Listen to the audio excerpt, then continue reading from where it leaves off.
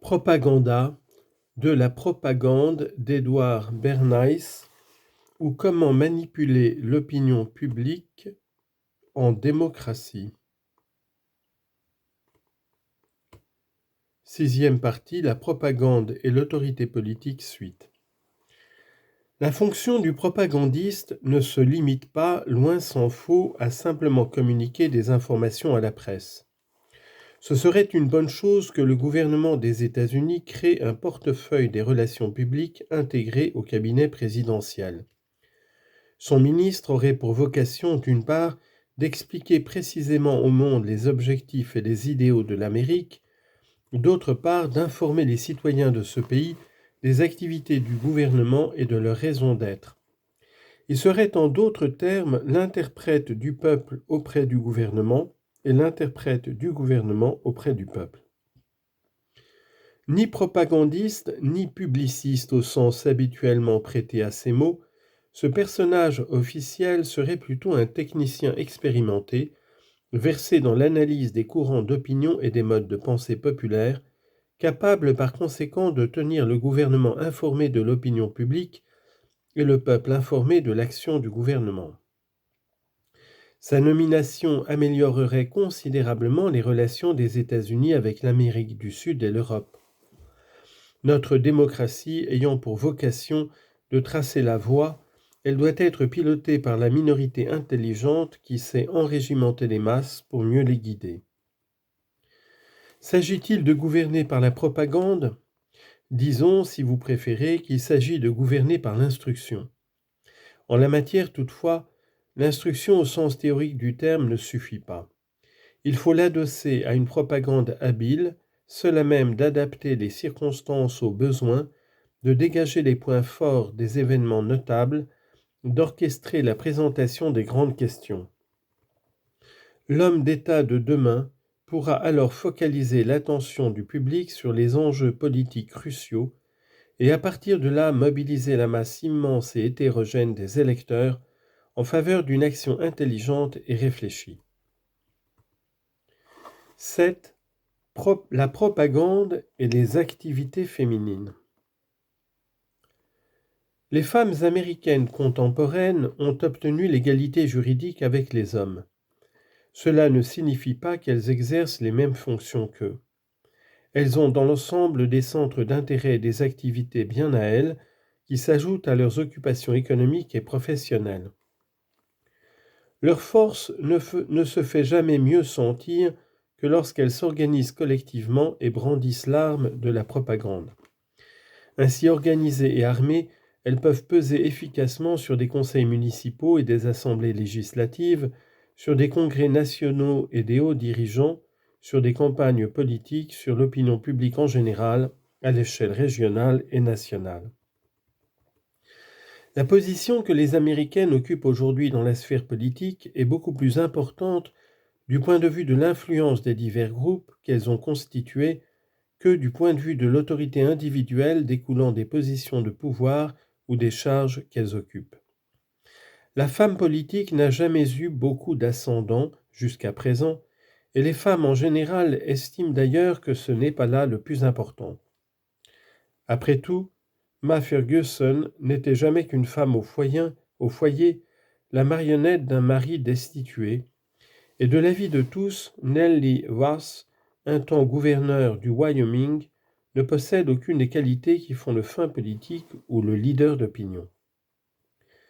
La campagne pour le droit de vote féminin aura au moins eu le mérite de démontrer ce que peut la propagande pour un mouvement animé par un but précis.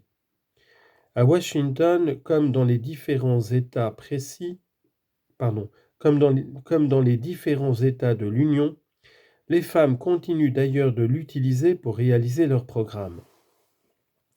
Dans la capitale fédérale, elles se sont regroupées au sein d'une commission législative qui rassemble 14 organisations féminines, dont, entre autres, la Ligue des électrices, l'Association des jeunes chrétiennes, l'Union anti-alcoolique des femmes chrétiennes, la Fédération des clubs féminins.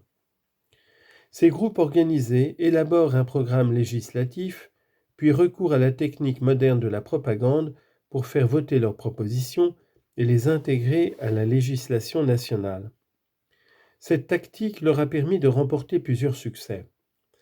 Ainsi, les femmes peuvent-elles à juste titre s'attribuer le mérite d'une grande partie des lois de protection sociale. La journée de travail de 8 heures est leur œuvre, comme indéniablement, si tant est qu'il s'agisse bien d'un progrès, la loi sur la prohibition et ses décrets d'application. Il faut également porter à leur actif la loi Shepard-Towner qui prévoit que le gouvernement central doit aider les États à assurer la protection maternelle et infantile. Ce texte n'aurait pas été adopté sans la préscience politique et la sagacité de femmes telles que Mesdames Mitchell et Vanderlip. Les mesures recommandées par la Ligue nationale pour le suffrage des femmes lors de son premier congrès et qui depuis figurent dans la législation fédérale illustrent bien l'activité des organisations féminines dans le domaine de l'assistance sociale. D'une portée très large, elles vont de la protection des enfants aux tâches domestiques, en passant par l'éducation, la cherté de la vie, les rémunérations des métiers féminins, la santé et la moralité publique, l'émancipation civique et juridique des épouses, etc.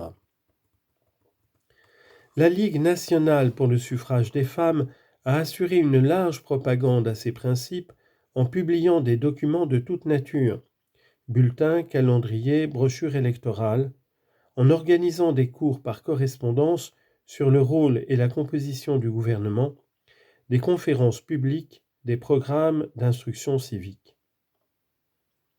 Deux facteurs expliquent probablement l'efficacité des organisations féminines dans la vie politique de l'Amérique contemporaine. L'existence d'abord d'un corps professionnel de secrétaires de direction et d'assistantes juridiques formés pendant les campagnes pour le droit de vote des femmes, quand pour rallier à la cause une majorité récalcitrante, il fallut utiliser tous les mécanismes bien connus du propagandiste. Le fait ensuite que les têtes d'affiche du mouvement suffragiste, déjà très actives dans les manifestations et les mobilisations de masse du temps de guerre, se sont tournées vers d'autres activités une fois la paix revenue. C'est le cas, pour en citer quelques-unes, de Madame Frank Vanderlip, d'Alice Ames Winter, de Madame Henry Moskowitz, de Florence Kelley, de Madame John Blair et Belmont, de Doris Stevens ou d'Alice Paul. Si je donne l'impression de m'en tenir ici aux accomplissements politiques des femmes, c'est parce qu'ils offrent un exemple probant de l'utilisation intelligente de la nouvelle propagande au service des idées d'une minorité. Aussi étonnant que cela paraisse, il était somme toute logique que les dernières recrues du monde politique s'emparent des armes neuves de la persuasion pour contrebalancer leur inexpérience dans ce qu'on appelle par euphémisme la pratique politique. J'en veux pour preuve le procédé mis en œuvre il y a quelques années par le Comité des consommatrices pour contester le projet de réévaluation des tarifs douaniers. Ce groupe loua une boutique dans la 57e rue à New York et y installa une exposition de produits très divers, tous présentés avec une étiquette indiquant leur prix actuel et celui qu'il vaudrait si le projet était adopté. Par centaines, les visiteurs de cette exposition apportèrent leur soutien à l'action du comité.